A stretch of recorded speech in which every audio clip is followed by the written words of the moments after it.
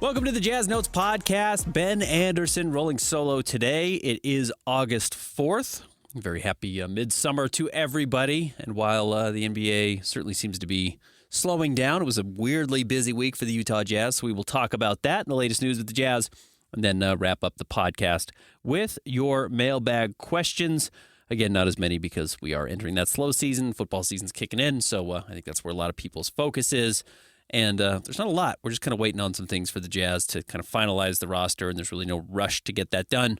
So we'll see how they approach that through the next couple of months as we get ready for training camp coming up at the end of next month, really into early October. As always, you can find me on Twitter at Ben's Hoops. Usually Chandler Holt is here. He's not going to be here with us this week and probably next week. He's out traveling, but we'll get him back in a couple of weeks as the season again starts to get closer to gearing up. Read me at kslsports.com.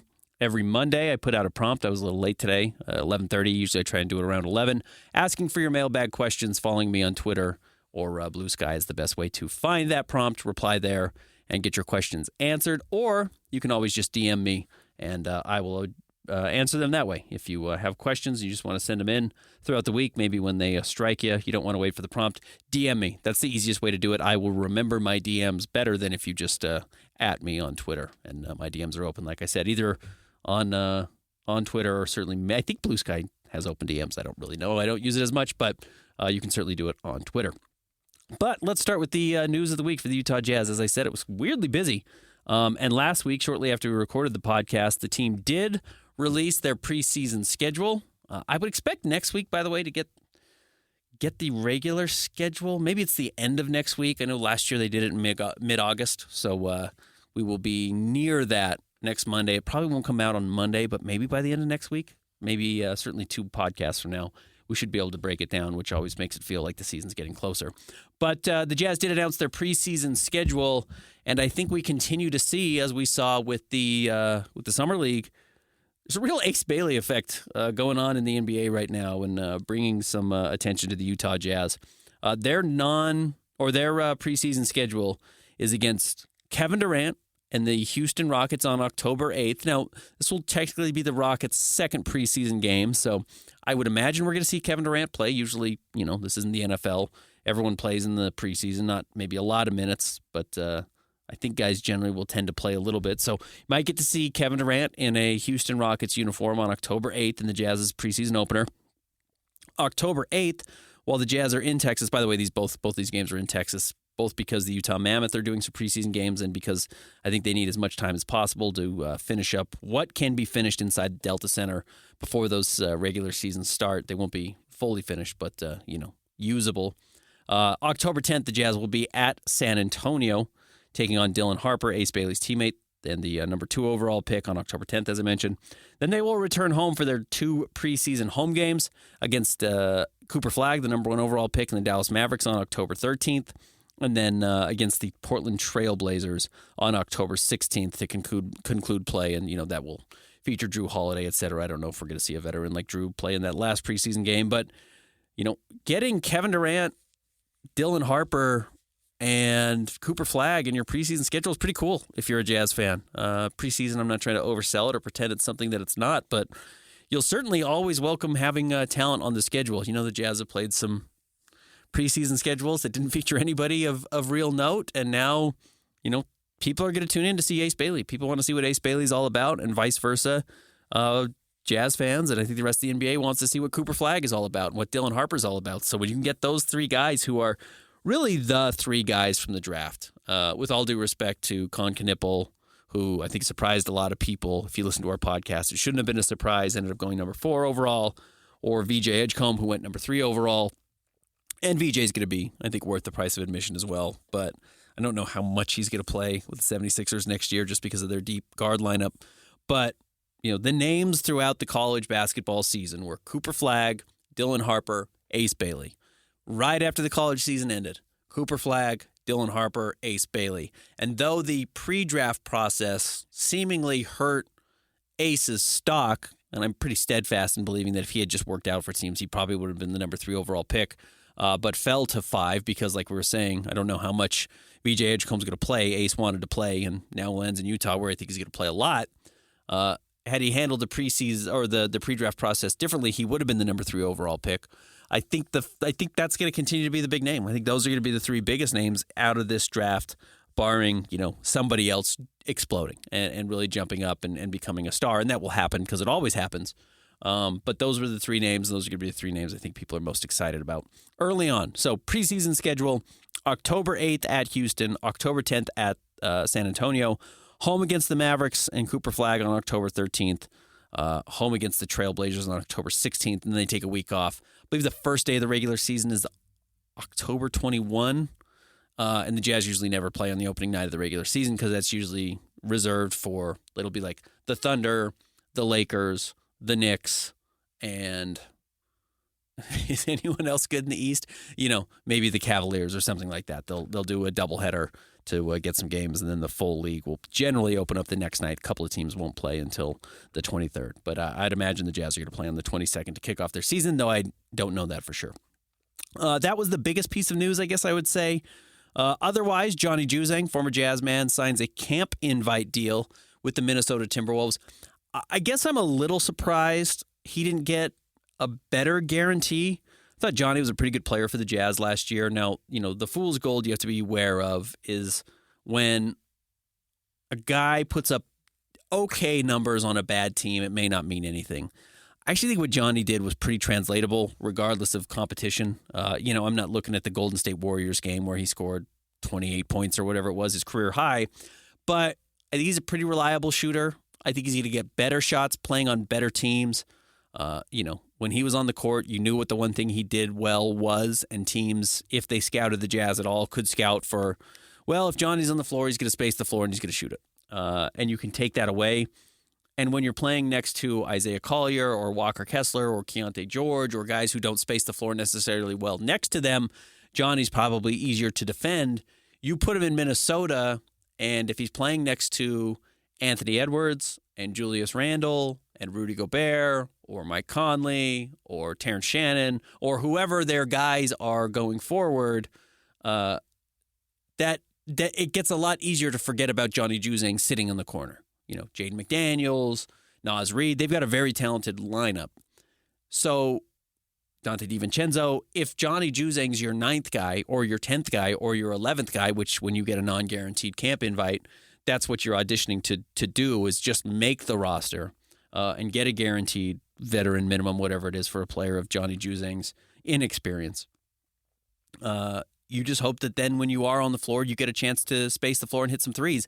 And Johnny is a legit 6'6", 6'7". He's got a very good NBA body. I think his three-point shooting is legitimate. He was about 37% during his tenure with the Jazz. It was not good his first year when he was on the two-way contract, and he really evolved his game his second year and third year to the point where he did get that guaranteed deal with the Jazz last season.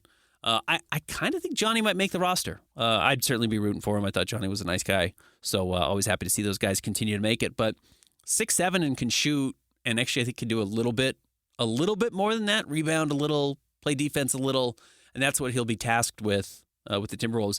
He might really find a role there.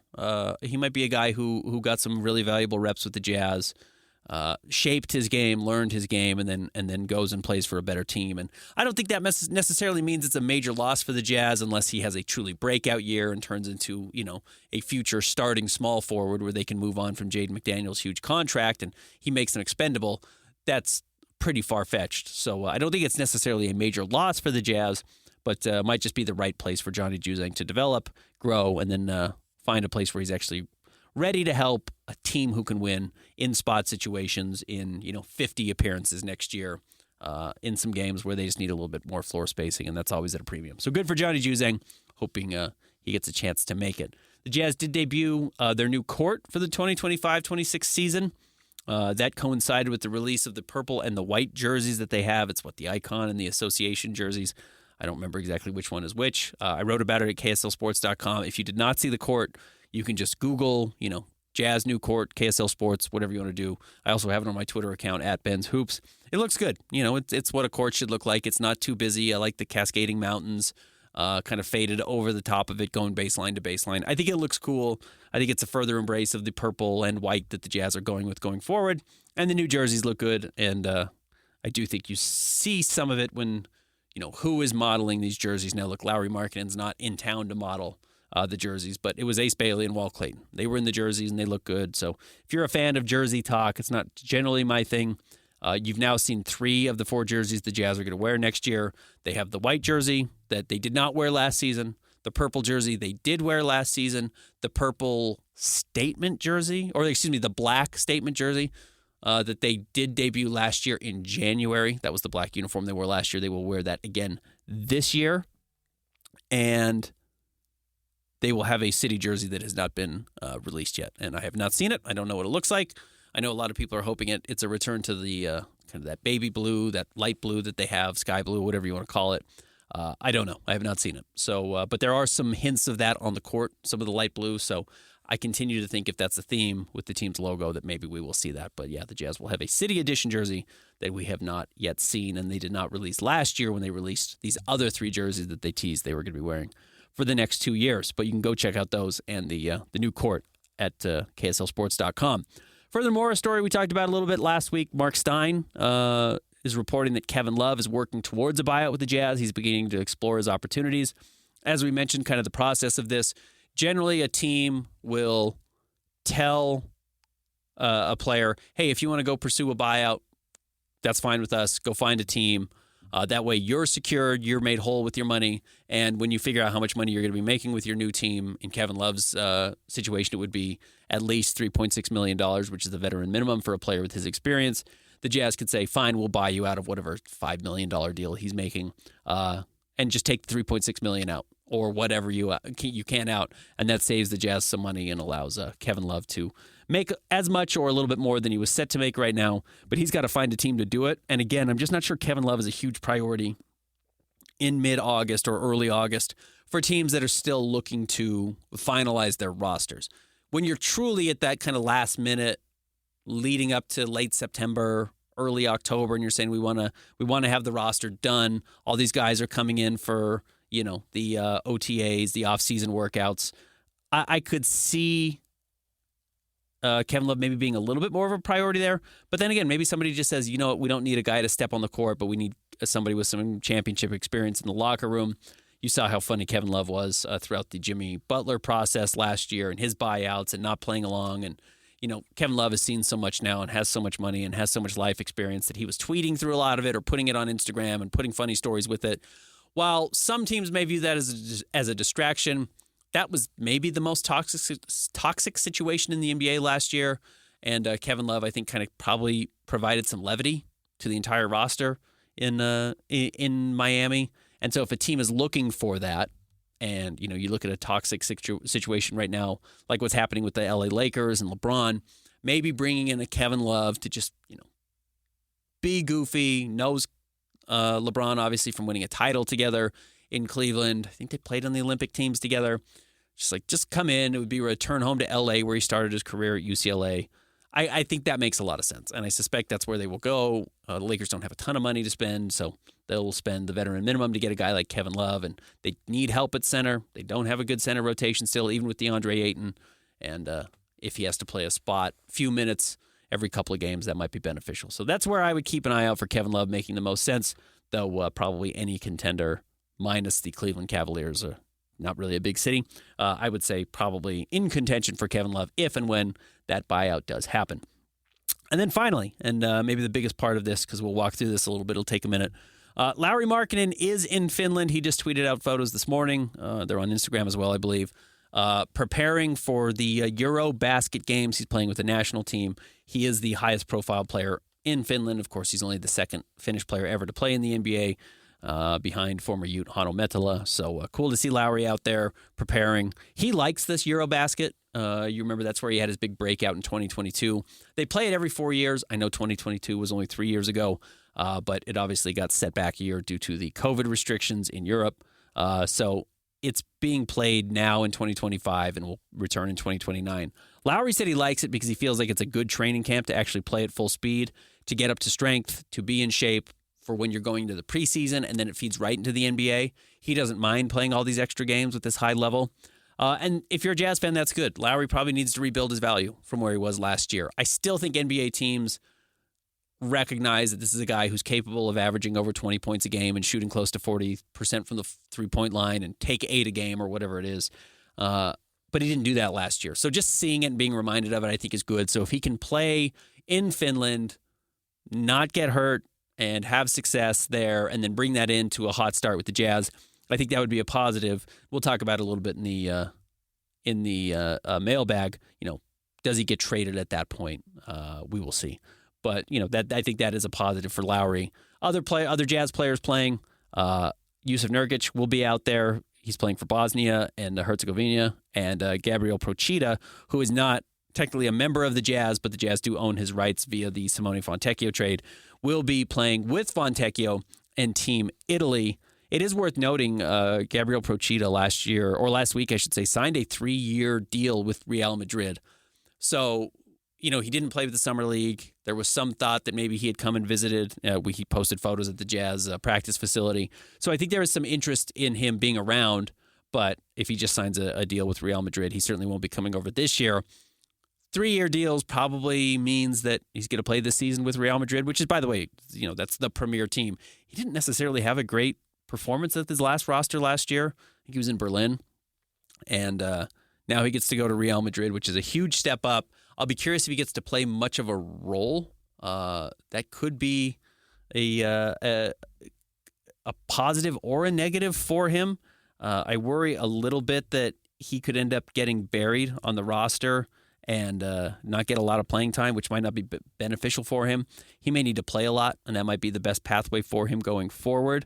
But we have seen some guys go and play with Real Madrid and not end up having an opportunity to step in and play a whole lot. And that actually happened this year with their player that was drafted by the Boston Celtics, Hugo Gonzalez, who was a really highly ranked international prospect, needed to have the ball in his hands, and then went and played with Real Madrid, and they just kind of put him in the corner to shoot threes, and that's not who he is at all. And that's not who Gabriel Procida is, but I wonder if Hugo goes out, Gabriel Procida steps in, and they play him in a similar role, and it's not really beneficial for him. And that hurt Hugo Gonzalez, though he still got drafted late in the first round. It might hurt Gabriel Procida as well. So that's worth keeping an eye on if you're a Jazz fan, but you will get a chance to watch him play as a part of Eurobasket. And here are the schedules for Finland, Bosnia and Herzegovina, and Italy. Finland will open play on August 27th against Sweden. They'll play on August 29th against Great Britain. On August 30th against Montenegro, September 1st against Lithuania, and September 3rd against Germany. This is a really big deal because Finland is hosting these games, so Lowry gets to play in front of a home crowd playing against these teams, and this is in group play. He's in Group B, and it's a pretty beneficial group. As I mentioned, Sweden, not a great basketball country. Great Britain, not a great basketball country. Montenegro, not a great basketball country, maybe a little bit better than some of the others. Lithuania, obviously a very good basketball country, and Germany, pretty good as well. But those first 3 games, they have a chance to get some wins. And then if you upset at home, either Lithuania or Germany, you probably advance. So you're in a good spot there. Jusuf Nurkic is going to be playing with Bosnia, as we mentioned. He's in Group C. They're going to be playing in Cyprus. They will open tournament play on August 28th against Cyprus. They'll play August 30th against Spain. August 31st against Italy, September 2nd against Greece, and September 4th against Georgia. Again, if we're looking at how difficult these groups are, Spain, Italy, and Greece, with Giannis playing, with guys like Simone Fontecchio playing in Spain with their rich history of basketball, that's going to be very tough for Bosnia and Herzegovina in that Group C. And then also in Group C, as we just mentioned, Italy and Gabriel Procida. August 28th, they open up against Giannis in Greece. They play Georgia on August 30th. They play Bosnia and Herzegovina against Jusuf Nurkic, so you can see 2 Jazz guys or guys with Jazz ties going head-to-head on August 31st. September 2nd against Spain, and September 4th against Cyprus. You can watch these games on Courtside 1891. I think they have an app and it's the website. I also think you can watch them on HBO Max. I could be wrong on that, but I believe HBO Max was going to stream these games as well. I will make sure we have a full viewer's guide for you before Eurobasket begins at the end of this month. But, basketball's not that far away. Runs August 27th through September 14th. So 23 days away, a little bit more than 3 weeks. You'll be able to watch some of your Jazz players back in action. All right, we'll take a break. When we come back, we will get to your mailbag questions. Stick around. More Jazz Notes coming up next.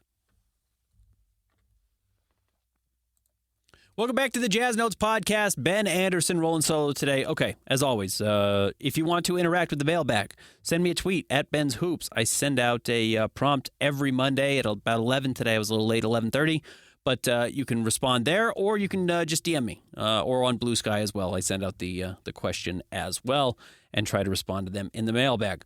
Let's start today with Todd Crow. Todd did not wait for the prompt, which is absolutely fine. He's got a couple of questions today. He says, which players have the widest to shortest range of what we think and what the Jazz brass thinks of them? So what I assume you're asking, Todd, is what's the biggest gap between how fans view them and how the front office views them?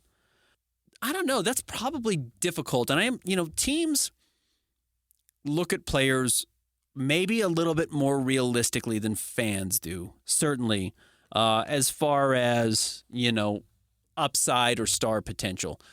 Fans always, I think, look for the absolute best case scenario, and I think teams, while they observe that and recognize it's a possibility, I generally think when they sign guys, trade for guys, draft guys, they look at a much lower potential output and then try to be pleasantly surprised. And of course, they would love for Ace Bailey to turn into Kevin Durant, which I think is what some fans are still holding on to. They're probably saying, can he turn into a starter who, can carry a big load offensively and make shots and, hit his peak? And then if it gets better, great. But you didn't expect Donovan Mitchell to turn into Donovan Mitchell. I'm sure the Jazz hoped he could come in and play some defense and space the floor a little bit, and he just turned into a completely different player than that. So who would the Jazz have viewed differently than maybe fans might view them?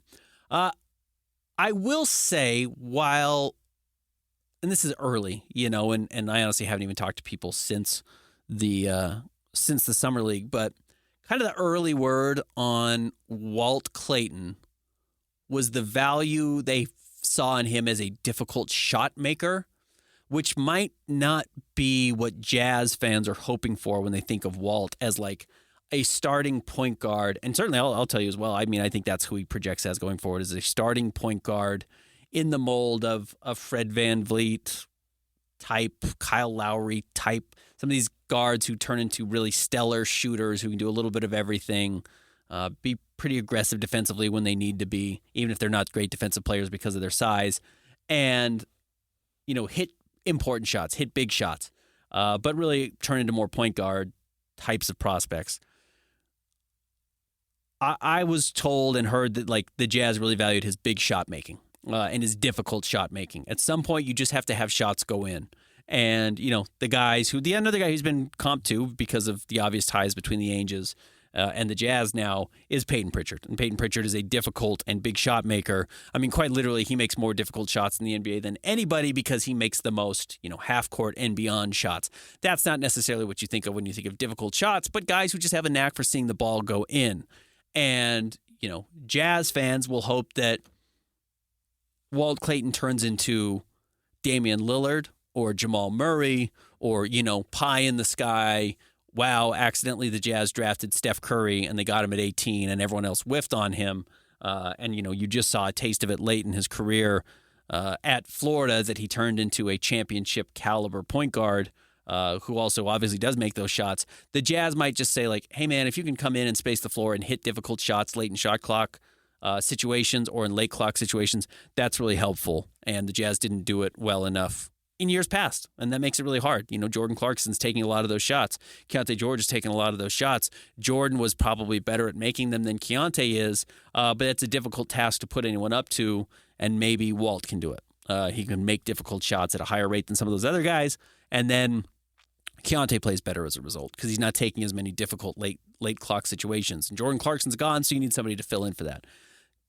If that's what you're asking, Todd, I guess that might be the type of approach I would throw out there as far as you might be hoping for the starting point guard of the future, and the Jazz might be looking for a guy who is maybe a little bit more specific and are certainly willing to let him do more, but maybe had something more specific in mind when they brought him in. And then, you got to be – it's kind of interesting. I wonder if a guy like Walker Kessler has a different perspective from fans who kind of see this old school center, kind of a rim runner who is a little bit limited offensively, though he's super efficient when he's just, dunking the ball or finishing. And the Jazz do see a chance for him to maybe develop as a three-point shooter. Or if that was just trying to tank games last year, it was probably a little bit of both. But if he steps out and shoots threes, there is some Brook Lopez type upside where maybe Jazz fans may be resigned that he's a little bit of a lower end, not lower end player, but lower ceiling, and just kind of a safer bet. And maybe the Jazz would hope there could be more there, but that could be just totally wrong on my part. So I hope that addressed that part of your question, Todd. Second, he said, you mentioned early last year, coaches said flip shot looks good, but it doesn't go in. That's gold. What else you got? I think the Walt Clayton one's probably a pretty good example of other things I've heard about how the Jazz view their players and kind of what they expect to see there. In some of those same conversations, there was some excitement last year early about Isaiah Collier's ability to pass the ball. And because he could pass the ball so well, there was an expectation he could play. Again, we just, not at training camp yet. The Jazz have certainly seen some of these guys play and some of the OTAs, and a lot of the guys are around and seeing what they can do well. But honestly, I just have not been around the practice facility or anything enough to kind of hear updates on that. So I'll be curious what I hear. I do agree that's some of the more interesting stuff. And usually when you hear that, it tends to pan out. But I expect we'll get some more info out of these guys. And, obviously I'll be keying in on what they like about a player like Ace Bailey outside of being a difficult shot maker or Walt Clayton being a difficult shot maker, some of the other stuff they start to hear there going forward. Again, the interesting thing that I have heard this offseason is Keontae had a really good summer. And that a lot of kind of the offseason decisions so far have been about empowering Keontae to be more and do more. And you look at Keontae's raw production, 17 points a game, 5 assists, 4 rebounds or whatever it is, 3 rebounds. It's like there's something there. That's a good baseline. He's got to really work on his efficiency. He's got to become a much better defensive player. He's got to just make better decisions.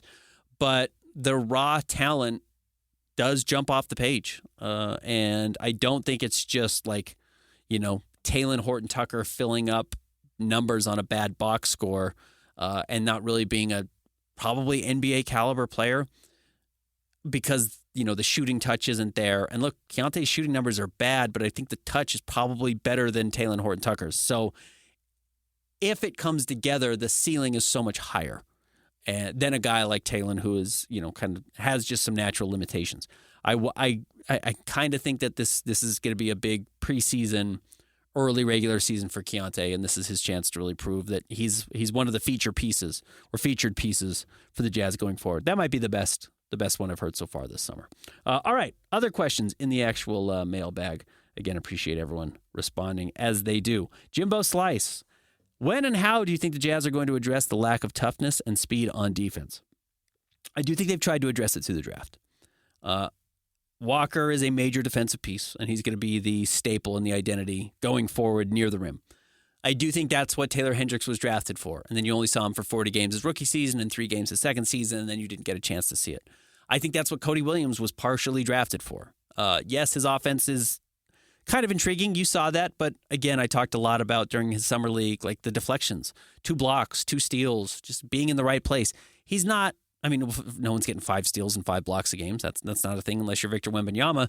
But being a 3 or a 2 that Cody Williams is, wherever he plays, racking up those types of numbers really helps. I think that's beneficial. I think Walt Clayton's going to be a better defensive player than the current point guards or guards the Jazz have. I think he's better than Keontae. I think he's better than Isaiah Collier. I think he's going to get a lot of steals. I think he's an aggressive on-ball playmaker. He did it at Florida. I think we saw it in Summer League, so I think you'll see some of that there. And that starts to give you some perspective. I mentioned Gabriel Procida playing for Team Italy. He's got some real defensive chops, is my understanding. This might go back to Todd Crow's question. When I first asked about Procida and kind of what the Jazz liked about him after the Fontecchio trade, specifically one person brought up his steal rate and his steal rate compared to his turnover rate, where I think he averaged more steals than turnovers. So he's just like a net positive possession guy.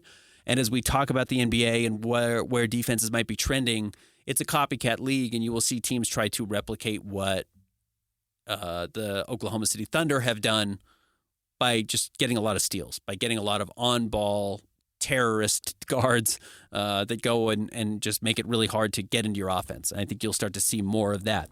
The Celtics won a championship 2 years ago with Derek White and Drew Holiday doing similar things. So I'll be curious if maybe at some point the Jazz make aggressive moves to add defenders in the backcourt. And look, as you pay attention to the Oklahoma City Thunder, who, as good as they are, aren't going to be able to pay everybody. And at some point probably will pick Cason Wallace over Lou Dort. Does Lou Dort become a name for the Jazz that they say championship experience, flawed player, but a great defensive player, a mindset guy, and when the Jazz are ready to start winning games in a year or two, which coincides with when the Thunder are going to start having difficulty keeping everybody on the roster, is that a type of name you would look for, or a Derek White later in his career? So that's how I suspect the Jazz will approach it. Let some of these young guys develop. Ace Bailey, by the way, should be a good defender. I just firmly believe he should be a positive defensive impact player as he develops with his size, with his athleticism, his horizontal or lateral speed to close out and erase space that way with his long wingspan is going to be really impactful. And, we know he's a good weak side shot blocker. That was something also going back to Todd's question that was kind of brought up to me specifically, was the Jazz liked his off-ball stuff as a defender. I think he should translate. I think if he plays 2 or the 3 at his size, he's really big and he's a good rebounder. I think that type of stuff helps. So I think that's where the Jazz are trending. And then when they really want to kick it into gear, you just go sign some defensive specialist guys to take you to that next level. And I think that's actually doable. I don't think that's impossible to do. And then look, Jazz are going to have another top 5 pick next year. Very likely they're, worst case top 7, but you're getting young, big players at that point. And one of the reasons you like to draft in the lottery is because that's where the size is, and not just centers. I mean, guys have great positions for their size, great size for their position. Taylor Hendricks has fabulous size for a 4. Cody Williams, despite his weight issues, has terrific length for a 2 or a 3. Ace Bailey has terrific size for a 2 or a 3. And if you get a top 3 or 4 pick next year, Cam Boozer's huge. Darren Peterson's huge. A.J. Bonsa is huge for his position. So that's what you start to look at there. Trevor Webb, what contract would you consider throwing at Quentin Grimes or Josh Giddey with how their restricted free agency is going? With how much Utah has struggled in the past luring talent to Utah, is restricted free agency going to be a potential untapped asset? No, I think the reason nobody is throwing money at these guys is because they know Philly will match it or Chicago will match it. And for the most part, unless it's like a really highly valued player, and look, this I think reveals to you that Grimes and Giddey are not super highly valued. They're good players, they're intriguing, but they're not so highly valued that either Chicago or Philly feels the need to get deals done with them, or the teams feel the need to overpay. Now, every once in a while, you remember 2 years ago, the Jazz gave Paul Reed like a weirdly big contract, and he was restricted, and the 76ers matched it, and he was really happy to have them match it. But so you can try some of those things. I kind of suspect teams do favors for agents by signing restricted free agents or giving them offers just to get a number out there. And then obviously the team has whatever it is, 72 hours to match now. It used to be a week and it was crazy long. Now they don't have that much time to match. But for the most part, restricted free agents just don't leave very often. You remember DeAndre Ayton got a huge offer from the Indiana Pacers, and the Suns matched it even though they didn't want to sign him to the money. And the reason they didn't want to sign him to the money is because they'd seen DeAndre Ayton, and they traded him for Yusuf Nurkic like a year and a half later. That happens as well. So the reason Grimes and Giddey haven't gotten huge deals is because they're good players. They're not great players. And I think teams recognize that whatever they offer or are willing to offer will get matched. So, if I were the Jazz, would I give a full mid-level exception to either of those players? Probably not, because they're going to come in and help you win games, and the Jazz just made 2 big sell-off trades to get worse in trading off John Collins and trading Colin Sexton with a draft pick. So I don't think you're trying to necessarily get better, though there is a number point where if you could get a guy for cheap enough, it makes sense. The problem is if it's cheap enough for you, it's certainly cheap enough for Chicago or Philly. So that's just kind of the catch-22 of it, where those guys don't have a ton of value. Now, had the Jazz been able to trade Colin Sexton for Quentin Grimes, maybe that would have been interesting. Or I mentioned, could John Collins have helped the Golden State Warriors and the Jazz get Jonathan Kuminga, and that's a type of flyer? I would have been interested in that, I think, if I were building a team. But clearly that was not something that came to fruition, if it was even discussed at all. So, yeah, the number's got to be low enough that it would be good for you, even if it adds some wins. And if it's low enough, it's going to get matched. Cisco says, what happens if Ace Bailey is legit? 20 point per game, great efficiency, real rookie of the year possibility, and the other guys make positive steps forward, and we're at risk of losing this year's draft pick. Remember, it's top 8 protected. If it falls outside of the top 8, it goes to the Oklahoma City Thunder. Do we move Lowry Markkanen at the deadline to keep the pick, or do we just roll and let what happens happens? I think that's a pretty that's a far-fetched hypothetical. So, even if Ace Bailey averages 20 points per game, is he helping this Jazz team win? And the comp would be Donovan Mitchell averaged 20 points per game his first year. I would remind you that the Jazz the previous year not only made the playoffs, but beat the Lob City Clippers, destroyed the Lob City Clippers. I don't mean destroyed them. It took 7 games, but ended the run of the Lob City Clippers after they lost to the Jazz. They blew up that roster. And then went and got crushed by the Golden State Warriors in the second round. The Jazz did. But that was a team that was really close already, right? And close, I mean, they were already a good playoff team. That team had George Hill, Gordon Hayward, Rodney Hood, Derek Favors, Rudy Gobert, Joe Johnson. I don't remember everybody else, but that was a pretty good team. You lose George Hill that year. They replaced it with Ricky Rubio. Remember, Gordon Hayward wanted to play with Ricky Rubio, so the Jazz went and got him to try and entice Gordon to stay. But you had Rubio. Donovan kind of stepped into the Gordon Hayward role as the team's go-to scorer. Rodney Hood was only there for the early half of the season because he saw the writing on the wall really quickly that he was not as good as Donovan Mitchell and wasn't going to be the lead offensive player, so he got traded to the Cavaliers. I think the Jazz got Jay Crowder back in that deal, right? And then Rudy Gobert was turning into an all-star and an all-defensive player, and Derek Favors was still a very good vet. And so they were just good. That was just a good team, and Donovan Mitchell stepped in and played well there. So even if Ace plays as well as Donovan did his first year, or better, which is certainly possible, there have been better rookie seasons than what Donovan had, even though he was, maybe the second best rookie in Jazz history behind Darryl Griffith, the rest of the talent's just not good enough. Even if Bryce Sensabaugh takes a major jump forward, or Kyle Filipowski makes a big leap forward, or Keontae George does look like a one of the guards of the future, whether that's point guard or shooting guard or six man or whatever it is, I still don't think, even with as good as Walker is, I just don't think the talent is there still. And when you look at the West and just how loaded it is, and that the fact that the Jazz have to play, 40 of their games against those teams, or 50 plus of their games against those teams, it's just a lot. It's hard to play the Rockets. It's hard to play the Thunder. And it's hard to play, the Lakers are going to be good again next year. The Clippers are going to be better next year. Like, the bad teams are the Suns and the Kings, and the Kings and Suns are both better than the Jazz. So it's just, even with a breakout, I just don't see enough opportunities for the Jazz to be that much better. Now, the Jazz would probably have to be in the 7th spot before I think they would really start to panic about losing the draft pick and getting jumped by enough teams. I don't think it's really all that realistic that it would happen if they fell any lower than that in the draft, and lower meaning, higher draft spots.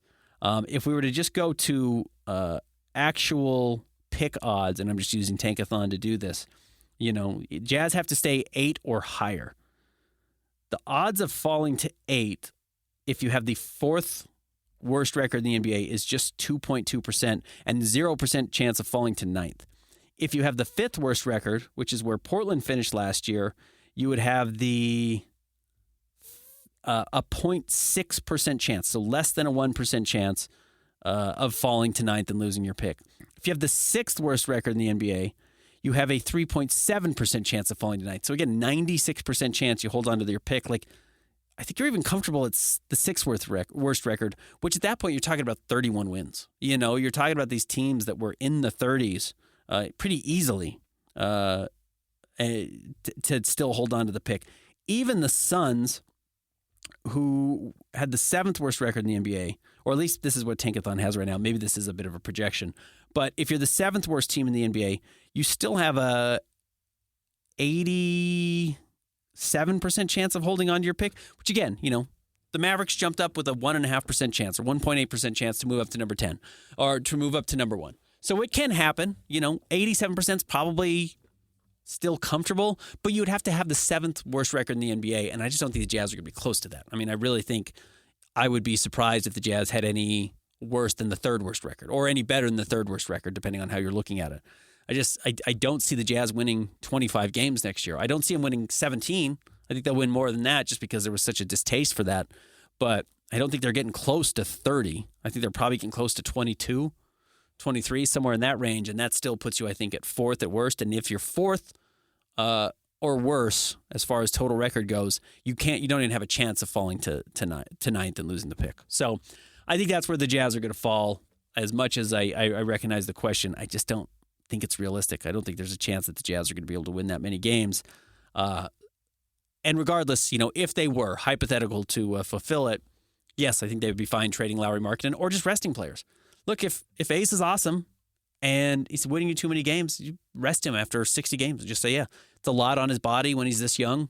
We don't want him to play this much. I will tell you, I heard from people who are pretty tuned into the draft that the Spurs and Thunder had always planned to rest Victor Wembanyama and Chet Holmgren in their rookie seasons. Like, give them breaks in the second half of the years of their rookie years to A, make sure they weren't putting too much stress on their body, and B, so they weren't winning too many games, so they weren't missing on that next draft pick.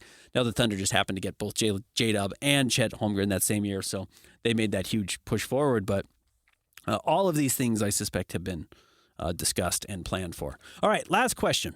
Mildred St. Pierre, who starts at point guard the first game of the season? I've said I think it's going to be Keontae. I certainly would understand the argument for Isaiah Collier if he's getting everyone involved at a better level. And maybe you just, cleared out room to let Keontae really be the sixth man. You think that's his best role going forward. Walt Clayton, I think, would be hard just because I think you're going to start Ace Bailey as well. So it's going to be either Isaiah or Keontae. I kind of just think Keontae for his shot making, but maybe I'm just, going off of recent history and not seeing Isaiah Collier play particularly well at Summer League and think, well, maybe that should be Keontae there as well. But the Jazz did seem to like him coming off the bench. So, look, I think you want to have shooting on the court. I think if you have Walker playing, you don't have enough shooting in the backcourt if you have Isaiah Collier. So that would just lend me to believe that go with Keontae, especially if he's had a very good summer like has been mentioned. Then go with either Bryce or Ace at the 2, Lowry at the 3. Do you play Kyle Filipowski at the 4? That's kind of been my thought. And then Walker Kessler at the 5. That does give you a lot of shooting, whether it's Ace or Bryce Sensabaugh at the 2, as long as Keontae's making shots at a higher level. And that does look like a basketball team. And you've got some real advantages. You've got some identity. You've got size. You've got shooting. You can space the floor. But you're still very young, and you're not at risk of winning that many games. So my guess right now is Keontae, but it would be like, 51% to the combination of Isaiah Collier and Walt Clayton being at 49% combined. That would be my guess. So thanks, everybody who tuned in today. Again, probably a solo show again next week, and then we'll get Chandler back the week after that. You can find me on Twitter or Blue Sky at Ben's Hoops. Look for the prompt for the mailbag next week, and we'll be back with you on what will be August 11th. Stick around.